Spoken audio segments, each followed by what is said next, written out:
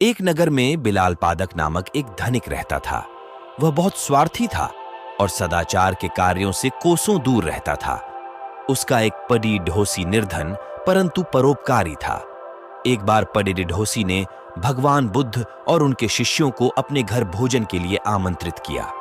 पडी ढोसी ने यह भी विचार किया कि इस महान अवसर पर अधिकाधिक लोगों को भोजन के लिए बुलाना चाहिए। ऐसे संकल्प के साथ पडी ढोसी ने बड़े भोज की तैयारी करने के लिए नगर के सभी व्यक्तियों से दान की अपेक्षा की एवं उन्हें भोज के लिए आमंत्रित किया। पडी ढोसी ने बिलाल पादक को भी न्योता दिया। भोज के 1-2 दिन पहले पडी ढोसी ने चहुओर घूमकर दान एकत्र किया। जिसकी जैसी सामर्थ्य थी उसने उतना दान दिया।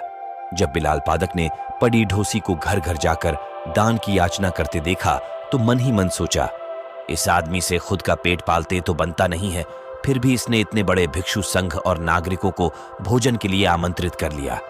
अब इसे घर घर जाकर भिक्षा मांगनी पड़ रही है। यह मेरे घर भी याचना करने आता होगा। जब पडी ढोसी बिलाल पादक के द्वार पर दान मांगने के लिए आया तो बिलाल पादक ने उसे थोड़ा सा नमक, शहद और घी दे दिया। पडी ढोसी ने प्रसन्नतापूर्वक बिलाल पादक से दान ग्रहण किया, परंतु उसे अन्य व्यक्तियों के दान में नहीं मिलाया बल्कि अलग से रख दिया। बिलाल पादक को यह देखकर बहुत अचरज हुआ कि उसका दान सभी के दान से अलग क्यों रख दिया गया। उसे यह लगा कि पडी ढोसी ने सभी लोगों के सामने उसे लज्जित करने के लिए ऐसा किया ताकि सभी यह देखें कि इतने धनी व्यक्ति ने कितना तुच्छ दान दिया है। बिलाल पादक ने अपने नौकर को पडी ढोसी के घर जाकर इस बात का पता लगाने के लिए कहा।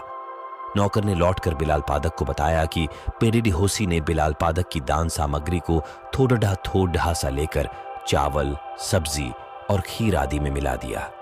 यह जानकार भी बिलाल पादक के मन से जिज्ञासा नहीं गई और उसे अभी भी पडी ढोसी की नीयत पर संदेह था। भोज के दिन वह प्रातः अपने वस्त्रों के भीतर एक कटार छुपा कर ले गया ताकि पडी ढोसी द्वारा लज्जित किए जाने पर वह उसे मार डाले। वहां जाने पर उसने पडी ढोसी को भगवान बुद्ध से यह कहते हुए सुना, भगवान, इस भोज के निमित्त जो भी द्रव्य संग्रहित किया गया है वह मैंने नगर के सभी निवासियों से दान में प्राप्त किया है। कम हो या अधिक, सभी ने पूर्ण श्रद्धा और उदारता से दान दिया, अतः सभी के दान का मूल्य समान है। पडी ढोसी के यह शब्द सुनकर बिलाल पादक को अपने विचारों की तुच्छता का बोध हुआ और उसने अपनी गलतियों के लिए सभी के समक्ष पडी ढोसी से क्षमा मांगी। बिलाल पादक के पश्चाताप के शब्दों को सुनकर बुद्ध ने वहां उपस्थित समस्त व्यक्तियों से कहा, तुम्हारे द्वारा किया गया शुभ कर्म भले ही कितना ही छोटा हो पर उसे तुच्छ मत जानो। छोटे छोटे शुभ कर्म एकत्र होकर भविष्य में विशाल रूप धारण कर लेते हैं।